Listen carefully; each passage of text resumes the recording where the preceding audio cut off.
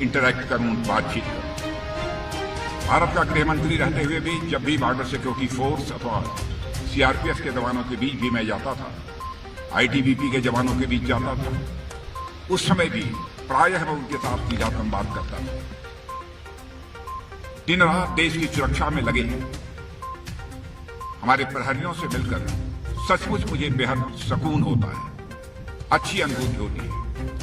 जब भी मैं आप सबसे मिलता हूं, स्वयं को मैं बहुत ही एनर्जेटिक महसूस करता हूं। और सबसे ज्यादा यदि कोई चीज मुझे प्रभावित करती है, गाड़ी में बैठे हुए मेजर जनरल चांदपुरिया से मैं चर्चा कर रहा था आपके अनुशासन की। जब मैं आपका अनुशासन देखता हूं तो मैं इस नतीजे पर पहुंचता हूं, सचमुच यह अनुशासन ही आपके जीवन का संस्कार है, अनुशासन ही आपके जीवन की संस्कृति है, अनुशासन ही आपका कर्म है और अनुशासन ही आपका धर्म है। मैं इस नतीजे पर पहुंचता हूं और आप जैसे लोगों से मिलकर सचमुच मैं अपने को बहुत ही गौरवान्वित महसूस करता हूं। और स्वतंत्रता प्राप्त के बाद से मैं जानता हूं कि यह क्षेत्र कितना संवेदनशील है।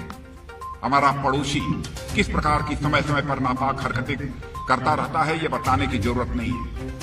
आए दिन कुछ न कुछ दुर्घटनाएं होती रहती हैं। आतंकवादी वारदातें भी पहले बड़ी संख्या में होती थी, लेकिन अब वह नाम मात्र रह गई है। उसका श्रेय भी यदि किसी को जाता है तो हमारे सेना के जवानों को जाता है, हमारे सीआरपीएफ बॉर्डर सिक्योरिटी फोर्स के जवानों को और जम्मू कश्मीर पुलिस के जवानों को जाता है। सबको मैं इसके लिए बहुत ही बधाई देना चाहता हूं।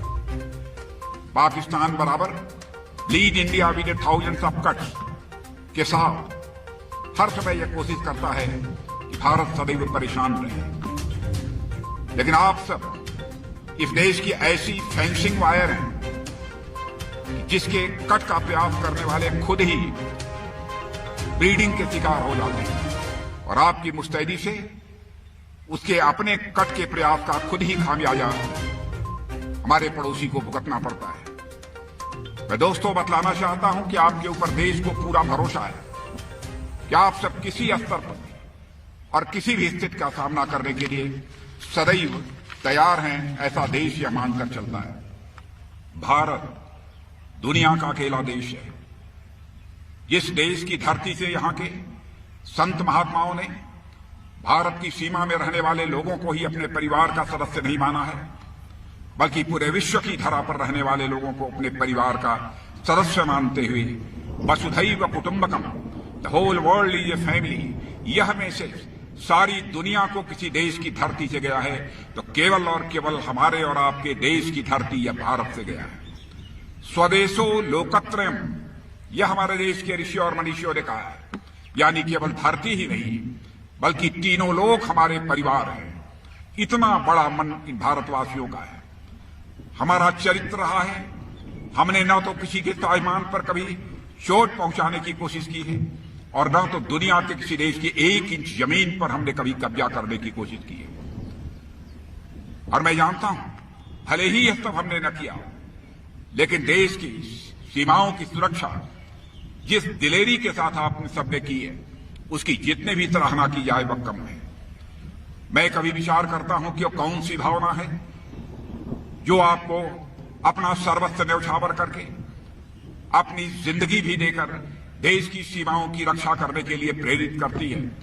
तो मैं तो इसी नतीजे पर पहुंचता हूं, मनुष्य के हृदय की सबसे बलवती भावना, सबसे स्ट्रांग फीलिंग यदि कोई होती है तो राष्ट्रीय स्वाभिमान की भावना होती है। यही राष्ट्रीय स्वाभिमान की भावना रही है चंद्रशेखर आजाद, सरदार भगत सिंह, खुदीराम बोस, अशफाक उल्लाह खां ने भारत माता के पैरों में पड़ी दास्ता की बेड़ियों को काटने के लिए हंसते हंसते फांसी को फंदे को चूम लिया, तब जाकर यह भारत आजाद हुआ है। अशफाक उल्लाह खां 21 साल की जवानी थी, मां कहती थी बेटा शादी कर ले, मां की बातों को टाल जाता था। लेकिन अंग्रेजों की हत्या करने के मामले में जब फांसी की सजा हुई, फांसी के तख्त पर ले आया गया, मजिस्ट्रेट ने पूछा, बोलो अशफाक उल्लाह, तुम्हारी अंतिम मुराद क्या है? जो भी तुम्हारी अंतिम मुराद होगी यह संदेश तुम्हारी मां तक पहुंचा दिया जाएगा। बहादुर अशफाक उल्लाह खां ने उसी फांसी के तख्त पर खड़े हुए यह कहा, मजिस्ट्रेट, जाकर मेरी मां तक यह संदेश पहुंचा दे कि तुम्हारा बेटा अशफाकुल्ला आज फांसी के तख्त पर खड़े होकर अपनी शादी रचाने जा रहा है, तुम्हारी मुराद पूरी करने जा रहा है। बहनों भाइयों, यही एक स्वाभिमान की भावना है जो कि देश की सीमाओं की रक्षा करने के लिए आपको प्रेरित करती है। आपको मैं जानता हूं केवल एक ही बात की चिंता रहती है, चाहे जो कुछ भी हो जाए, हमारा तिरंगा इस हिंदुस्तान की धरती पर शान से फहरना चाहिए। यही आपके जिंदगी की एक मुराद है।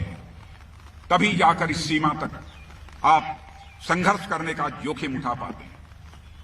मुझे याद है 1971 का वार हुआ था, आपको विजय प्राप्त हुई थी। 90,000 पाकिस्तान के सैनिकों को बंदी बनाया था भारत ने, लेकिन उन्हें रिहा भी कर दिया था। और जब कुछ प्रिजनर्स, कुछ बंदी पाकिस्तान के यहां रह गए थे, साथ बैठकर हमारे यहां सेना के जवानों को और अधिकारियों को भोजन करते हुए उन्होंने देखा, तो उन्होंने कहा कि पाकिस्तान में हमने कभी ऐसा नहीं देखा है, अधिकारी और जवान दोनों साथ बैठकर यहां पर भोजन करते हों। यह देखा है तो केवल भारत में ही यह देखा है।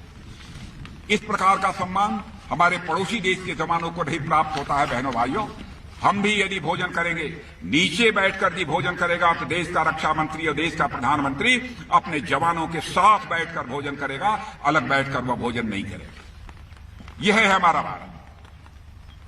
हमारे दुनिया की जो फ्रेंडली कंट्रीज हैं, हमारे दोस्त जो माने जाते हैं ऐसे देश हैं, वह भी अपने देश की सुरक्षा के लिए कभी जरूरत होती है किसी पर भरोसा करते हैं तो आप जैसे बहादुर जवानों के ऊपर ही भरोसा करते हैं। 100 वर्षों का आपका इतिहास है, मुझे बताया गया है। बर्मा, जावा, सुमात्रा, इजिप्ट, फ्रांस, बहुत सारे देशों में जाकर आपने अपने शौर्य और पराक्रम का परिचय दिया है। आप तो दुश्मनों से हमारी मातृभूमि की रक्षा करते हैं। आपका दर्जा कितना बड़ा है उसको मैं शब्दों में बयान नहीं कर सकता। और आप जिस हौसले के कारण यह सीमाओं की आप रक्षा करते हैं, उस हौसले का मैं अभिनंदन करता हूं। और आप जैसे बहादुर सपूतों को जिस माता पिता ने पैदा किया है, मेरे बहादुर जवानों, उन माता पिताओं के चरणों में मैं शीश झुकाकर मैं उनका अभिनंदन करता हूं कि आप जैसे बहादुर जवानों को इस भारत की धरती पर पैदा किया है। और आज आप सबके बीच आकर सचमुच मेरा भी हौसला बढ़ा है, हौसला अफजाई मेरी हुई है और सुखद अनुभूति भी यहां पर हो रही है। इन्हीं शब्दों के साथ मैं पुनः एक बार आप सभी को अपनी शुभकामनाएं देते हुए और आपके माता पिता और सभी परिवार के सदस्यों का अभिनंदन करते हुए उनको भी अपनी शुभकामनाएं देते हुए अपना निवेदन समाप्त करता हूं। आप सबको बहुत बहुत धन्यवाद। बोलिए भारत माता की, भारत माता की, भारत माता की।